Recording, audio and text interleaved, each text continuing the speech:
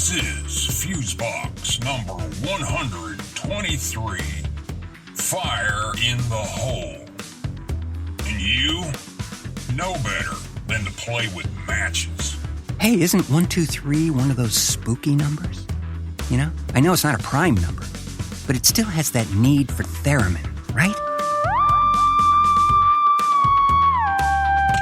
Thanks for joining us for another episode of Math with Mark. No, that is not a show you would ever want. To me, the square root of pi is a pangolin. Hello, friends, and welcome in to this edition of Fusebox number 123, combustibly entitled Fire in the Hole. And I am your sitting on a cornflake waiting for the van to come host, Mark Rose. And over there, the always ignitable deacon of dials himself, Milt Keynes, everybody. Thank you kindly. Going to be a smoker, this one, isn't it? Yeah, literally. We have incredibly incendiary news to share regarding, well, just wait. We'll get to it. But you better fix yourself a nice cup of relaxing chamomile tea. Or about 8 or 9 straight shots. That might be in order as well, but certainly repeating, it's only a matrix might help in this instance. But before we climb into all of that, so did you have a good 4th? I'm still working on it. But decent. I think I better go light now, though, because I'm starting to hear colors. No, I mean... Drinking on the job is definitely a perk, though, bro. Gotta say. Hey, can I hit you off in there?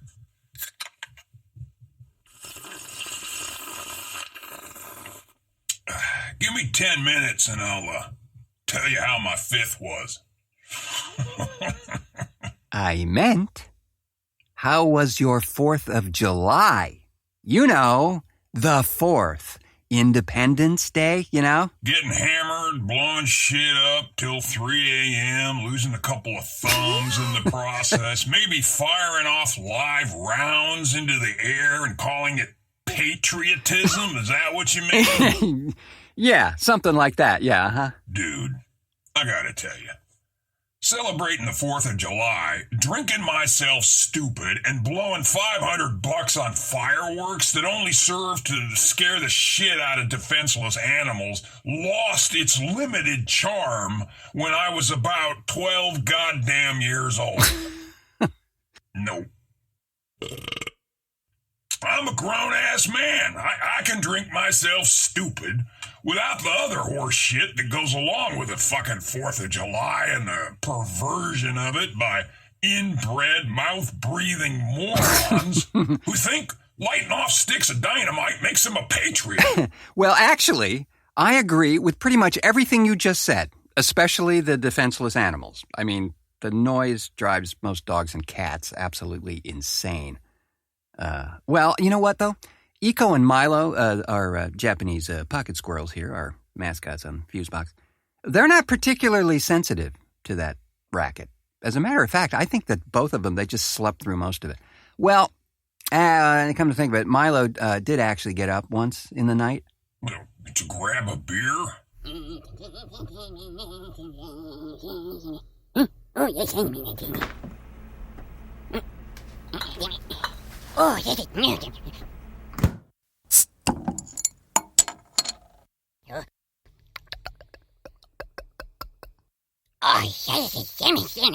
It's so lifelike, isn't it?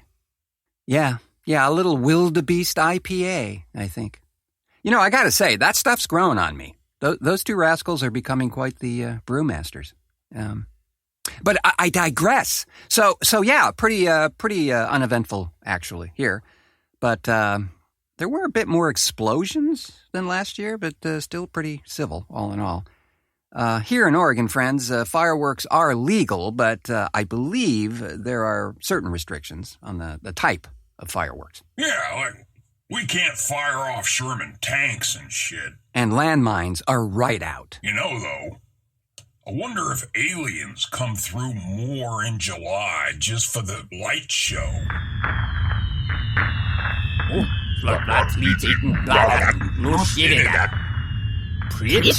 Pretty.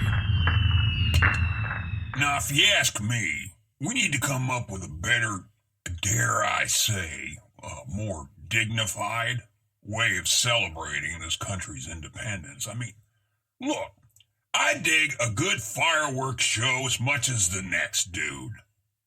But, you know, the professional shows like they do out here on the river, where it's safe and controlled, not the ones with shirtless numbskulls drunker than a $3 bill, setting shit off that winds up burning down half a forest or puts the neighborhood kid's eye out because no goddamn adult was sober enough or smart enough to make sure everything was safe. So, how was your 4th? Vague. And you're back. Damn, bro. I think I might have strained myself there a minute ago. Oh, man. No, I think a lot of people share that view from what I've gathered. Speaking of gathering, we better gather ourselves together here and pay some bills. You know what I mean? Yes, you're right. I do indeed. And you may fire when ready, Mr. Keynes. From the untamed jungles of Portland, Oregon comes yet another undrinkable IPA. Part lager, part ale, part stout, but all beast. Wildebeest IPA. Made of the finest barleys from Botswana, the choicest malts from Madagascar, and premium hops from Hillsborough, Wildebeest IPA will kick your thirst right in the balls. Wildebeest IPA. Taste the beast. Beastie. Wildebeest IPA is not fit for human consumption. Please drink posthumously. The show for everybody, but not everybody will like it.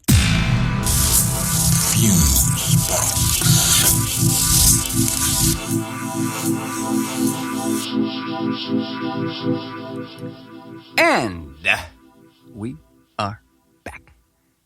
And now, Mr. Keynes, I must ask, how was your 5th? Empty. Now, was that a Wildebeest IPA right No there? way, bro. That like the ad says, that crap is undrinkable.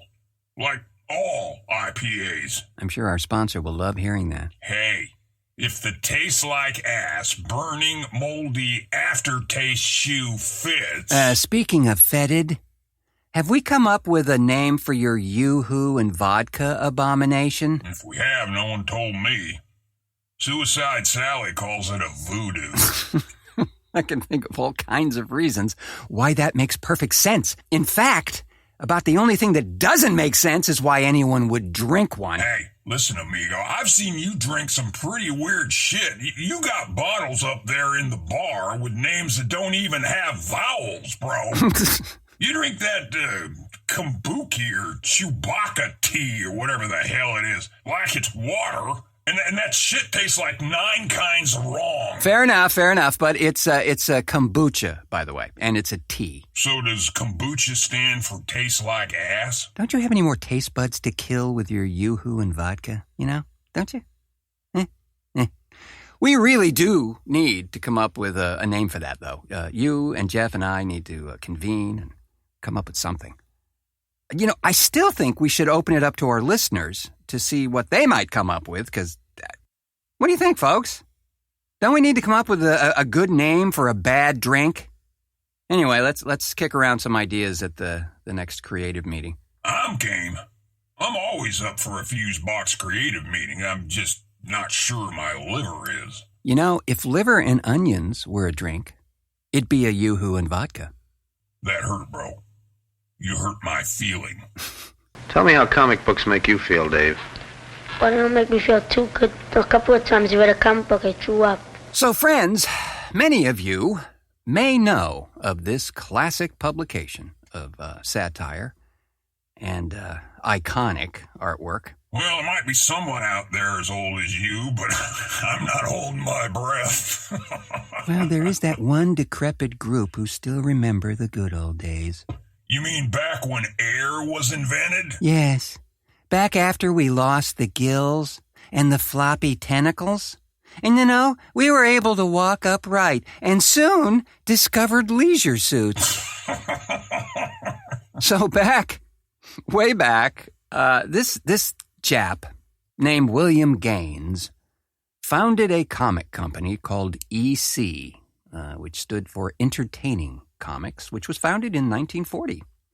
Oh, and as a rather huge side note, William Gaines' father, Max Gaines, was a publisher as well and managed All American Comics for DC back in the day, and is, by the way, credited with signing William Moulton Marston to create the first female superhero. Who was that, you ask? Well, that was Wonder Woman in 1941. But in the 1950s, William Gaines took a decidedly different path and invented a genre known as the horror comic. Tales from the Crypt, Vault of Horror, thrilling suspense stories, and a host of other titles that did not in any way flinch from the graphic depicting of beheadings and shootings and a host of other violent deaths. Even the suggested ends of people, like being sealed up in a tomb with a flesh-eating zombie or drinking embalming fluid. Wait, I thought you liked that stuff. EC Comics? No, embalming fluid. You drink it all the time, right? No comment. So it gained the attention, of course, of the purity snooters back in 1954. Yeah, that's right. Same time as the investigations of un-American activities was commencing in the House. So the Senate here was going after juvenile delinquency in a huge way, particularly after this schlub named Frederick Wortham's book, Seduction of the Innocent, pointed out the, quote, evils of these sacrilegious books that all the kids were reading, and it was these very books right here that were the cause of all the ills of society, and they should be banned, and the publishers of these books should be, well, skinned alive, and then maybe burned, and then thrown off a cliff, and then, well, needless to say, old Bill got called before the Senate to defend the entire comics industry, it would appear. 2 decades ago, my late father was instrumental in starting the comic magazine industry. He edited the first few issues of the first modern comic magazine, Famous Funnies. Famous what? Funnies. I was the first publisher in these United States to publish horror comics. I'm responsible. I started them. Some may not like them. That's a matter of personal taste. It would be just as difficult to explain the harmless thrill of a horror story to a Dr. Wortham as it would be to explain the sublimity of love to a frigid old maid. What are we afraid of? Are we afraid of our own children? Do we forget that they are citizens too and entitled to the essential freedom to read? Or do we think our children so evil, so vicious, so simple-minded that it takes but a comic magazine story of murder to set them to murder, of robbery to set them to robbery? And you know what? There was really no one else there to back him up at that hearing. About a year later, he ceased publication of these titles and took another severely left-hand turn.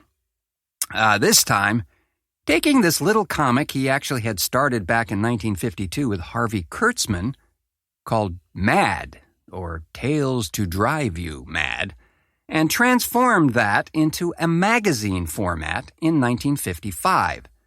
And that publication ran under him until the day he died in 1992. He was quite the character, very flamboyant, and as the legend goes, he learned at one point that he had a single subscriber in the country of Haiti. So he arranged for the entire creative staff at MAD to fly to Haiti and formally present the renewal card to the chap who lived there. Went to his house. Then the guy's neighbor was so taken with this gesture that he himself bought a subscription.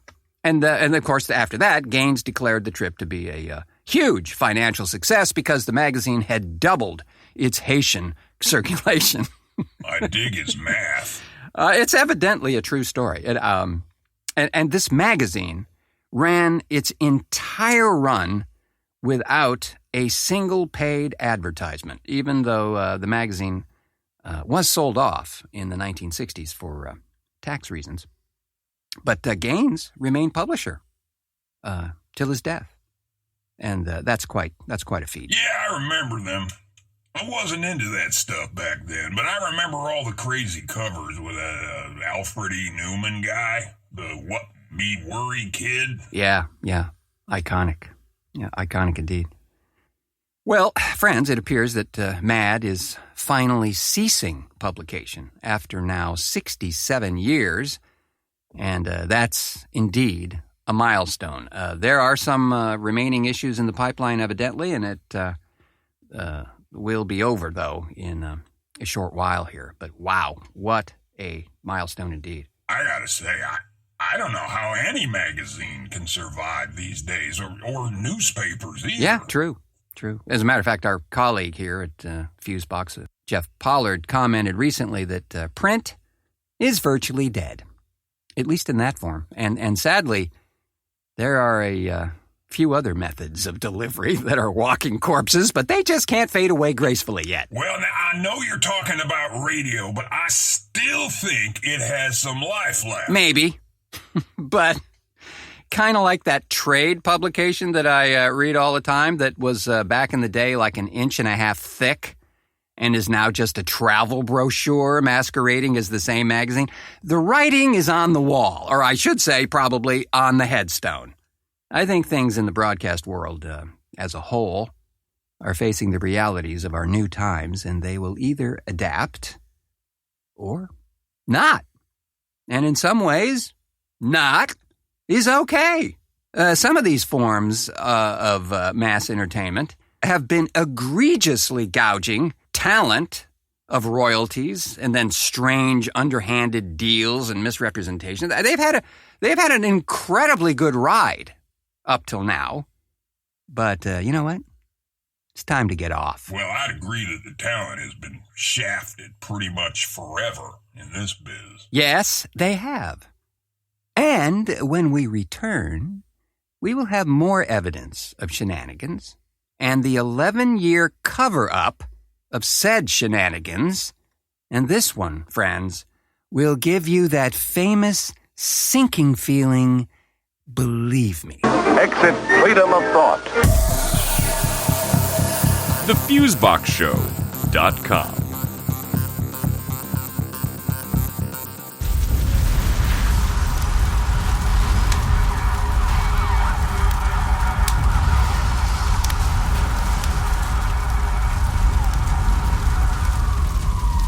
So, friends, here begins a rather sad and tragic tale, I'm sorry to say. And it all sort of started with Canadian rocker Bryan Adams. Damn Canadians. No, Mr. Kane. Mr. Adams has done us all a service of great import by looking under a moldering rock or two. No pun intended. So back in 2013, Adams was preparing for a retrospective of his hits from the 1980s, and naturally did what everybody would do in that instance. He went back to the source to locate the masters of those recordings for his new project. Ones that the record company, in this instance Universal Music Group, had archived for safekeeping. Uh-oh. Oh, yes. So, Mr. Adams contacted the archive department there and requested said materials, only to be told that the masters could not be located. Adams said, "I called everyone.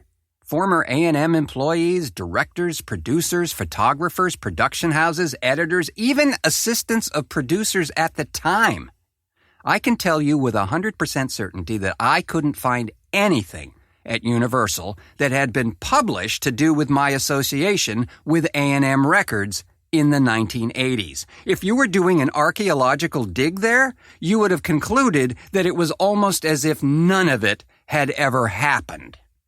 Now, he eventually found a safety mix in his own archive in Vancouver labeled Unmastered Final Assembly, which presumably was a safety of the actual printmaster. Okay, I'm waiting for the other piano to fall. And here it comes.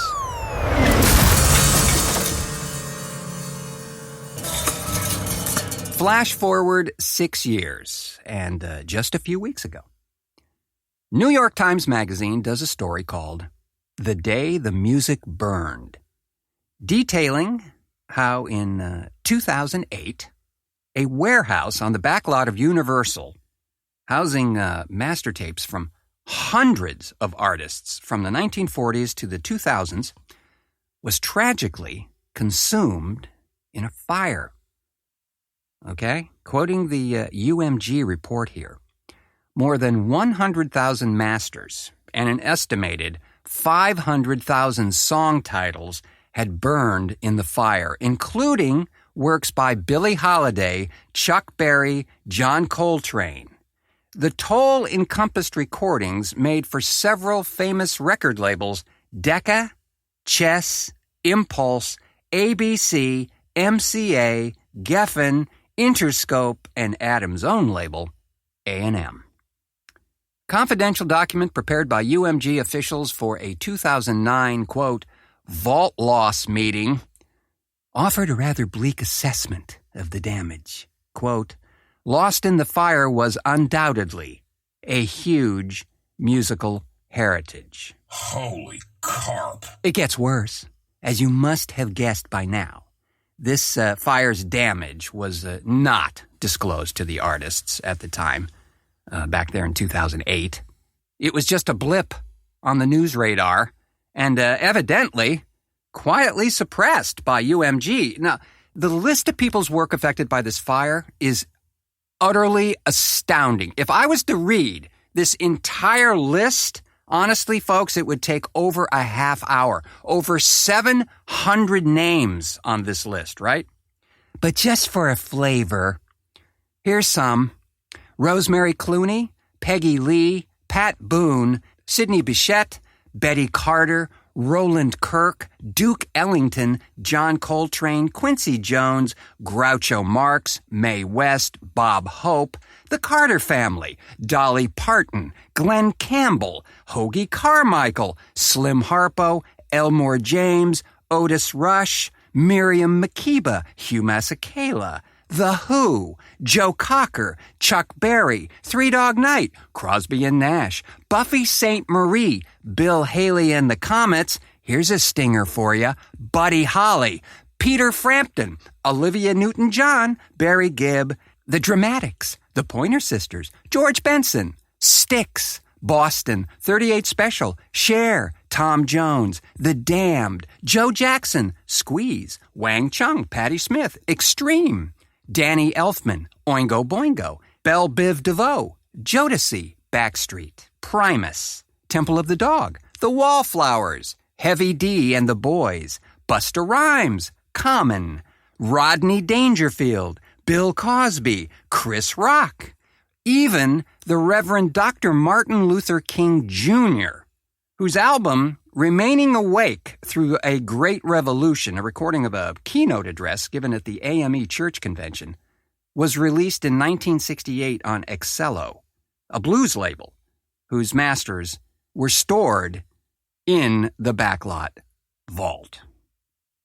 Seriously, just the tip of the iceberg there. The full list is online if you want to go into a deep depression and stick your head in the oven.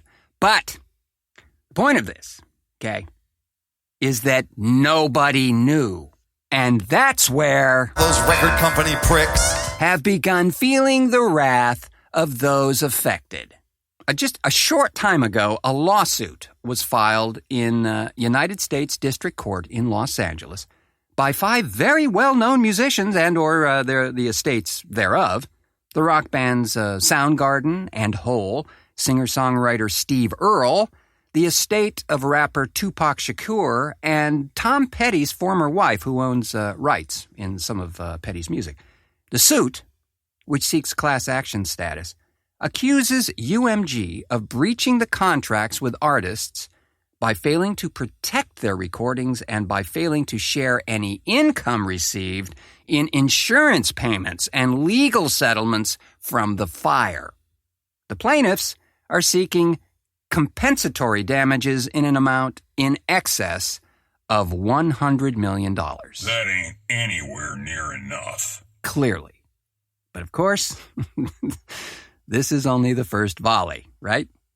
Quoting now from the New York Times Magazine here, earlier in the week, Arnaud de Puyfontaine, I think that's how to mangle his name, the chief executive and chairman of UMG's corporate parent, the French media conglomerate Vivendi, waved aside concerns that revelations of the fire would impact Vivendi's plans to sell up to 50% of the record company, whose value was recently estimated at $33 billion.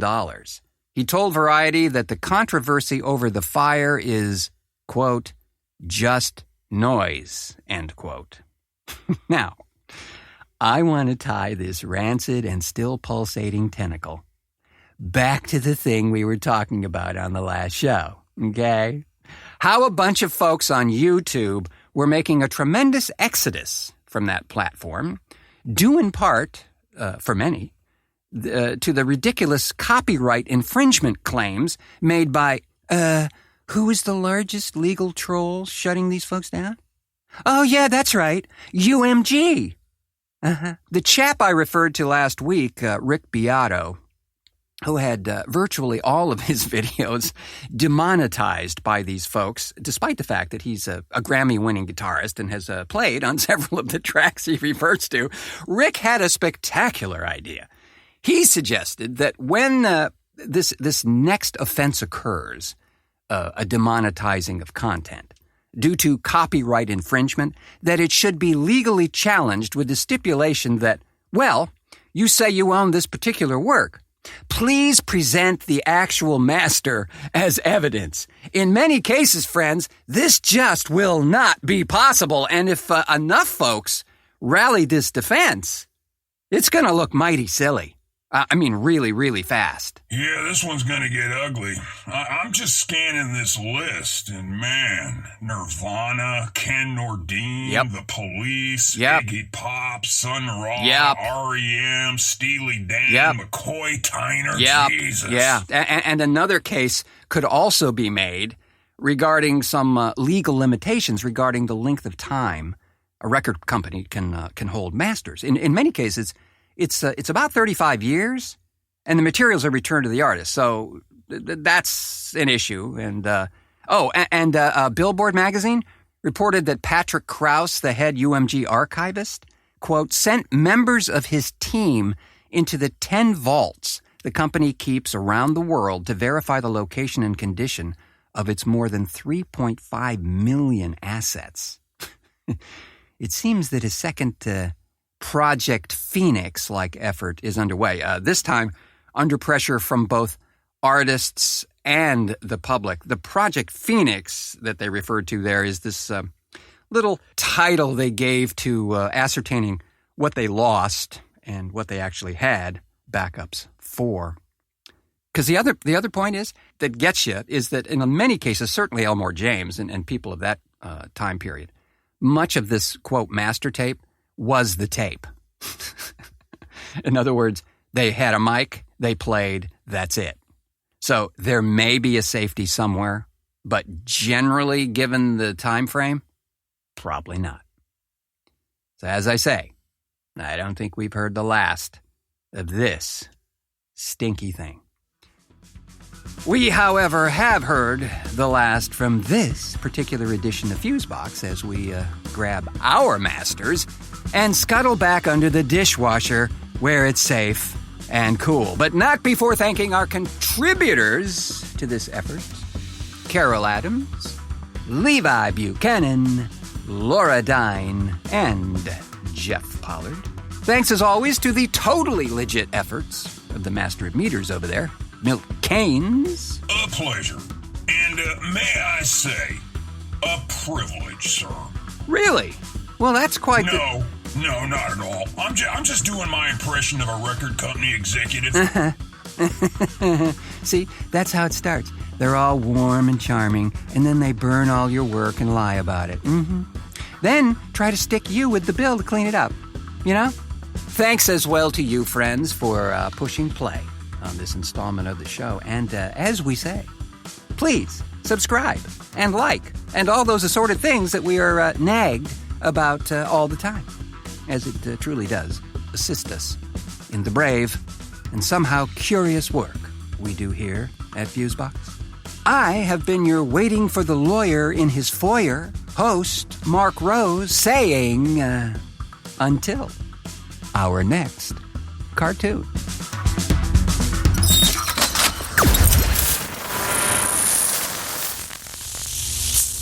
Fuse.